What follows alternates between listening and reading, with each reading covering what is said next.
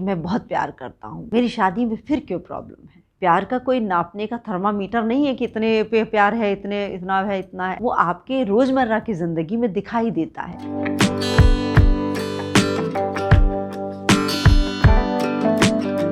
नमस्कार, मैं डॉक्टर सुधा मिश्रा, आपकी फैमिली काउंसलर।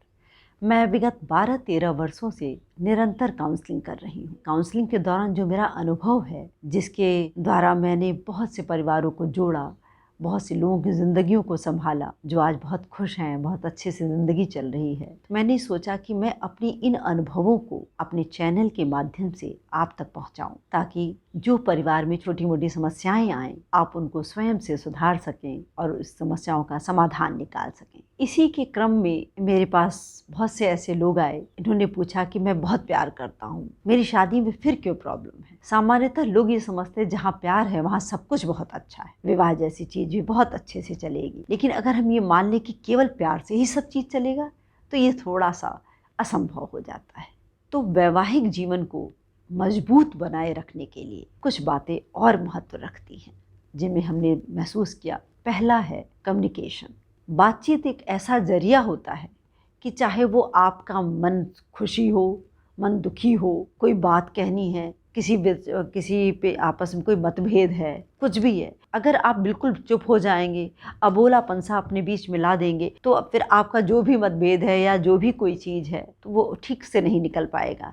इसलिए ज़रूरी है कि आप लोग बात करें, क्योंकि हमारे बुज़ुर्ग कहते हैं कि मतभेद तो बहुत अच्छा है, ये ओपिनियन है, आपकी ओपिनियन अलग हो सकती है, लेकिन मनभेद नहीं होना चाहिए। मनभेद मतलब मेरा मन नहीं होता बात करने का, तो ऐसी स्थिति ना आए। इसके लिए कहा गया है, पति पत्नी के रिश्ते में आप अपने मनभेद को मत आने दीजिए। और ये कैसे नहीं आएगा, जब आपस में आप लोग बातचीत करते रहेंगे। पता चला किसी बात से बहुत नाराज़ हो गए, नाराज़ होकर बोलना ही बंद कर दिया। अगला चाह रहा है कि भाई बात करे, दूसरा नहीं बात कर रहा है, दूसरा चाह रहा है कि अगला बात करे, वो नहीं बात कर रहा है। अब क्या या आ गया, ईगो आ गया, मैं क्यों बात करूं, गलती उसकी है, वो बात करे। अब मन तो हो रहा है बात करने का, लेकिन ईगो इतना तगड़ा है कि वो कह रहा है कि नहीं, बात नहीं करने, वो बात करे, वो बात करे। इसमें काफ़ी टाइम चला जाता है, और जितना टाइम आपका चल जाता रहेगा, ये आपका गैप बढ़ता जाएगा। जितना गैप, कम्युनिकेशन गैप बढ़ेगा, उतना आपका संबंध जो है दिक्कत में आने लगेगा। तो इस बात का आप लोग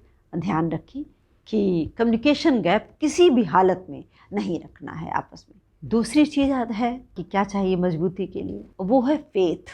अब आप कहेंगे जहाँ प्यार होता है वहाँ विश्वास तो होता ही है। जहाँ प्यार होता है वहाँ ये मान लिया जाता है कि विश्वास है। विश्वास है कि नहीं, ये आपके रोजमर्रा के जीवन से निकल करके आता है। छोटी सी बात आपको बताएं, फ़ोन आया किसी का, हस्बैंड वाइफ साथ बैठे थे, फ़ोन आया और जिसका भी फ़ोन आया वो लेके दूसरे कमरे में चला गया, दूसरी जगह चला गया। अब जब केवल आप ही दोनों बैठे हैं, तो ऐसा किसका फ़ोन आ गया जिसमें कि आपको अलग जाना पड़ा। और निश्चित सी बात है कि अगला जो भी बैठा है वो पूछेगा आपसे कि किसका फ़ोन था।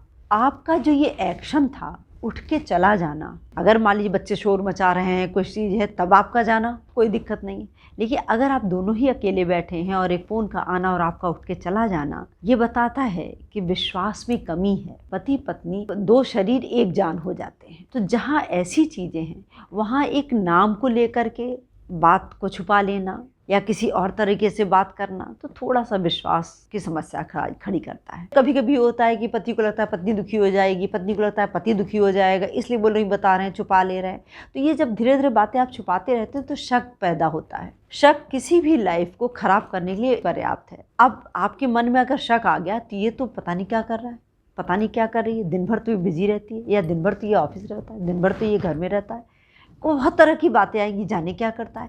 अब मन में इतना शक अगर आपके रहेगा, तो जो विश्वास है वो आपका और कमज़ोर हो जाएगा। इसलिए आप कम्युनिकेशन के साथ जो बातें कहें वो सच कहें, झूठ नहीं बोलें, विश्वास रखें, एक दूसरे के ऊपर विश्वास रखें, अपनी बातों को क्लियर करें। तीसरी बात आती है रिस्पेक्ट। जैसे हम अपने बच्चे को तो ये सिखाते हैं कि बेटा बड़ों को आप बोलिए। हमारे पास ऐसे भी बच्चे आते हैं, वो कहते हैं कि तुम बोलने में ज़्यादा प्यार आता है। चलिए, आप और तुम के अलावा भी रिस्पेक्ट करिए। मान लीजिए आपके हस्बैंड के फ्रेंड्स आए हैं, हस्बैंड के फैमिली वाले हैं, तो आप हस्बैंड की बात को काटते ही ना रहें। अगले को ये फील होने लगे कि इसके हस्बैंड की तो कोई वैल्यू नहीं। जब वाइफ के पेरेंट्स आए, वाइफ की फ्रेंड्स आए, तो हस्बैंड को इस बात का ध्यान रखना चाहिए। अमूमन हमको ऐसी शिकायतें मिलती है कि जो लाइफ पार्टनर होते हैं हैं, दूसरे की फैमिली मेंबर जब आते हैं तो अपना पोजीशन बड़ा मजबूत दिखाने के लिए तेज़ तेज़ बोलना, बड़ा अधिकार दिखाना हर चीज़ को, ये चीज़ें ठीक नहीं है। वो आपका सम्मान हर समय रहना चाहिए। अच्छे से बोलने में भी तो सम्मान होता है। आप जब रिस्पेक्ट करेंगे तो प्यार अपने आप और बढ़ जाएगा। प्यार का कोई नापने का थर्मामीटर नहीं है कि इतने पे प्यार है, इतना है, इतना है, ऐसा कोई नाप नहीं।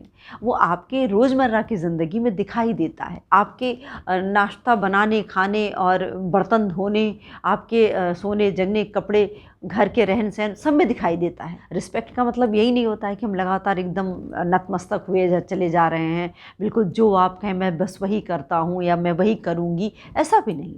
आप अपने विचार भी रखें, एक दूसरे को बताएं और दूसरे का सम्मान भी करें, तो इससे आपका रिश्ता और मजबूत होगा। चौथी बात जो हमने महसूस किया है, केयर। अब आप कहेंगे जहाँ प्यार है वो तो प्यार में केयर आ ही जाता है। प्यार आपको झलकता कैसा है, तुम बहुत सुंदर दिख रही हो, तुम बड़े अच्छे लग रहे हो, ये प्यार बोल सकते हैं।